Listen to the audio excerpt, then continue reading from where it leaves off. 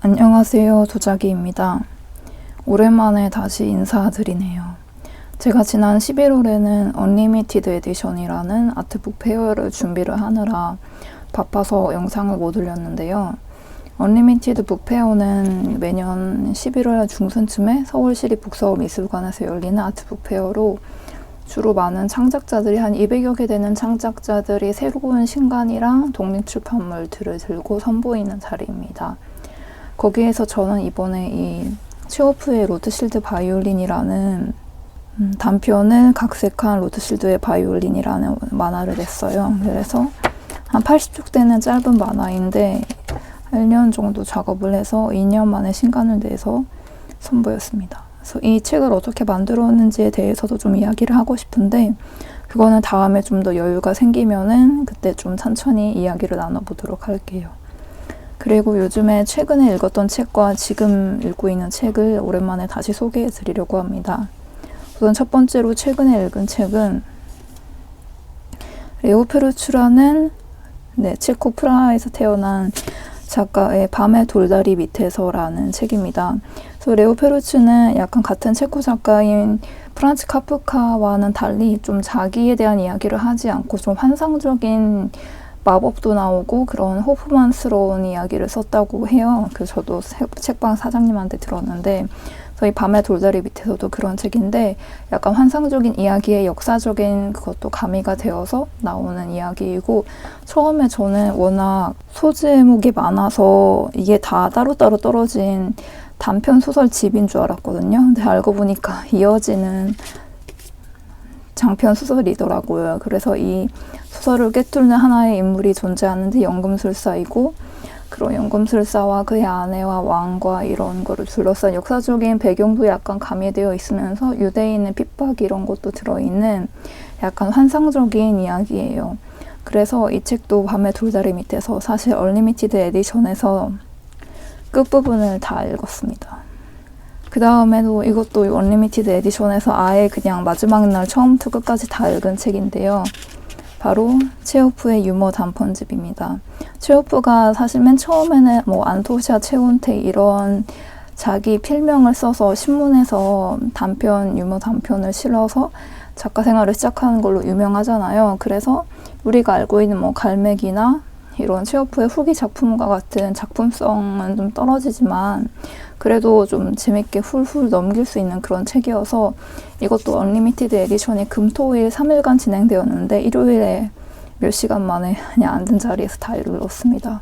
이것도 너무 재밌어가지고 일단 손님들이 오면은 손님들에게 모객을 해야 되는데 너무 재밌어가지고 모객을 좀 소홀한 점이 없지 않아 있네요. 역시 서정극장 라블레에서 산 책이고요. 네, 그래서 체호프 유머 단편집이었고요. 그 다음에는 이것도 지금 읽다 말다 하고 있는데 올가 토카르추크의 다정한 서술자예요. 올가 토카르추크는 제가 좋아하는 작가이기도 한데 노벨상 수상한 작가이기도 하죠. 이 작가가 아마도 폴란드 작가일 텐데 이 책은 올가 토카르추크의 에세이, 강연집 이런 거를 묶은 책이라고 해요. 그래서 최근에 이야기들이 많이 나와 있는데요. 그래서인가 저는 약간 책을 현실 도피하려고 읽거든요. 그런데 막 현실에 대한 이야기가 나와 있어서 물론 이거를 맞닥뜨리고 어떻게 현실에서 살아갈 것인가에 대한 이야기도 중요하지만 뭔가 책장이 잘 안 넘어가는 점이 있더라고요. 그래도 올가 토카르추크 워낙 좋아하기 때문에 천천히 읽어볼 생각입니다. 그 다음에 지금 읽고 있는 책은 올가 토카르추크의 기묘한 이야기들입니다. 올해 번역 출간된 단편집이고요. 이것도 정말 이름 그대로 기묘한 이야기인데 되게 짤막짤막한 단편들이 이어져 있어요. 그래서 정말 기묘하다고밖에 묘사를 할 수 없는 그런 책들입니다. 그래서 제가 러시아 현대 여성 작가들의 단편집을 굉장히 좋아하거든요. 약간 류드밀라 페트루셰프스카야의 시간은 밤이나 이웃집에 아이를 죽이고 싶은 여자가 살았네 이런 책들을 좋아하는데 그 책들도 기묘하지만 그 기묘함과는 조금 다른 기묘함이라고 이야기를 할 수 있겠네요. 그래서 그런 기묘한 이야기들이 들어있습니다. 마지막으로는 안톤 체호프의 상자 속의 사나이, 이번에 번역 출간된 문학동네에서 나온 책인데요. 상자 속의 사나이랑 그 소삼부작이랑 그다음에 제가 지난번에 제가 또 만화로 그린 유쿠실도 있고 이번에 한 로트실드의 바이올린도 들어있습니다. 그 상자 속의 사나이도 재밌고 로트실드의 바이올린도 재밌고 유쿠실도 재밌고 그래서 워낙 재미있는 책들을 많이 모은 거예요. 그래서 이 책이랑 비교하시면은 그 체호프의 초기 작품이고 유머 단편서는 이거는 체호프의 약간 그 한창 무르익었을 때의 작품이잖아요. 그 체호프의 문제 변화 이런 것도 알 수 있을 텐데 그 인생의 그 오묘함을 잡아내는 약간 이 올가 토카르추크의 작품은 진짜 기묘함. 현실에서 일어나지 않을 것 같은데 뭐 막 실화라는 제목이 붙은 이야기도 있고 막 그런 되게 기묘함. 현실에서 일어나지 않았으면 좋겠다 싶은 마음이 들 정도까지의 기묘한 이야기들이 있다면은 이 체호프의 작품은 그냥 현실 속에서 일어날 수 있는 것들, 우리가 그냥 인생에서 피할 수 없는 뭐 회한이나 여러 가지 감정들이 있잖아요. 그런 거를 너무 잘 짚어낸 그런 이야기들입니다. 그래서 상자 속의 사나이도 재미있고 이 상자 속의 사나이가 포함되어 있는 작은 3부작도 재미있고 유쿠실도 재미있고 그 다음에 로트실드의 바이올린도 재미있고 다 추천을 해드리는 작품입니다. 그래서 이렇게 해서 제가 최근에 읽고 있는 책들을 소개를 해드렸고요. 그 다음에 좀 시간이 남아서 이번에 이 로트실드의 바이올린을 어떻게 만들었나? 그 과정을 잠깐 소개를 해드릴게요. 사실 시작은 이렇게 필사로 시작을 했습니다. 되게 잠 못 드는 밤 저는 이렇게 러시아 단편, 특히 체호프 단편을 필사로 하는데 로트실드의 바이올린도 필사로 이렇게 쭉 하는 걸로 시작을 했고 필사로 한 러시아어 필사를 2번 정도 했어요. 그렇게 긴 분량이 아니었기 때문에 필사를 먼저 시작을 하는 게 첫 번째다. 물론 이 필사한 내용을 다 읽고 이해가 되는 건 아니지만 대충의 어떤 분위기인지 파악하는 데는 좀 도움이 되는 것 같습니다. 그 다음에는 이 얀덱스라는 마치 러시아의 네이버 같은 포털 사이트에서 체호프 로트실드의 바이올린 일자 읽기 이거를 검색을 하시면은 맨 첫 번째에 iLibrary.ru가 나와요. 이게 이미 저작권이 소실된 거기 때문에 여기에 들어가시면 원문을 그대로 볼 수가 있거든요. 저도 물론 여기에는 뭐 오류가 있을 수도 있지만 인터넷에서 나오는 거기 때문에 근데 사실 제가 뭐 러시아어 책을 바로 구매를 할 수 있는 것도 아니기 때문에 이거를 가지고 필사를 하고 이거랑 그 다음에 구텐베르크 프로젝트라고 저작권이 소실된 그거를 번역한 것도 저작권이 소실된 일단 번역에도 저작권이 있잖아요. 근데 번역 저작권도 소실된 이런 게 올라온 프로젝트가 있어요. 여기에도 로트실드의 바이올린이 있습니다. 그래서 이거 원작이랑 구텐베르크에서 로트실드의 바이올린 이 원작을 비교를 한 다음에 그 다음에는 이렇게 시나리오를 만듭니다. 로트실드 바이올린의 경우에는 이렇게 약간 우화 형식으로 들어가는 걸로 시작을 했거든요. 이것은 내가 어릴 적 우리 고장에서 있었던 일이다.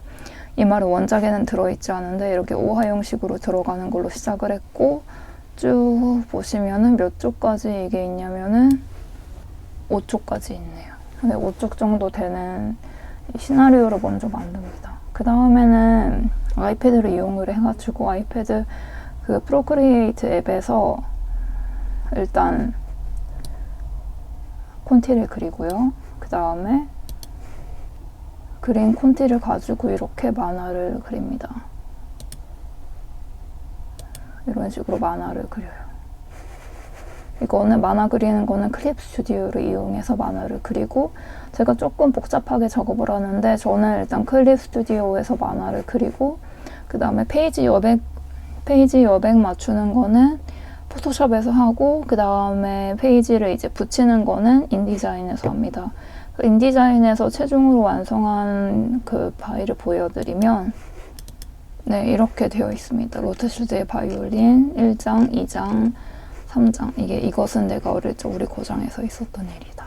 이렇게 바이올린 문장으로 시작하고 아까 보여드린 첫 장이 있고 두 번째 장부터 해서 쭉 이어지는 게 인디자인으로 하고 이거를 PDF로 변화를 해서 인쇄소에 넘기면은 됩니다. 그리고 표지 이야기도 하고 싶은데요. 제가 이번에 만든 표지가 이렇게 생긴 표지예요. 그래서 지금 약간 색감이 그 조명 때문에 좀 밝게 보이는, 사실 이것보다 좀 어두운 갈색이고, 이게 로트실드의 바이올린이 나오고, 이 바이올린을 연주하는 주인공이 바이올린 연주자임과 동시에 관을 만드는 관 제작자이기도 하거든요. 그래서 바이올린과 관의 둘 다 재료가 나무이잖아요. 그런 나무를 표현을 하고 싶었고, 그래서 이게 반절해서 담으면은 처음에는 바이올린으로 시작하다가 뒷면에는 이렇게 같이 약간 관이 닫히는 것 같은 느낌으로 이렇게 배열을 하고 싶었고요. 그리고 면지도 보여드리면은 면지가 실제는 약간 이런 느낌의 진한 갈색입니다. 면지가 다행히 고를 수 있는 면지 중에 이런 약간 진한 빨강이 있어서 크림슨 레드 같은 이런 게 있어서 마치 죽음을 상징하는 것 같은, 이런 피를 상징하는 것 같은 이런 게 나와 있는데 이렇게 해서 표지까지 만들었습니다. 그래서 이렇게 해가지고 요즘에 읽고 있는 책이랑 독립출판으로 로트실드의 바이올린을 어떻게 만들었는지 간단히 설명을 해드렸네요. 그래서 12월에는 이제 일이 바빠가지고 또 영상을 많이 못 올릴 것 같은데 1월에는 그나마 조금 덜 바빠지니까 이번 겨울에도 또 영상을 될 수 있는 만큼 올려보도록 하겠습니다. 그럼 이번 영상도 봐주셔서 감사드리고 다음 영상에서 또 뵙겠습니다. 감사합니다.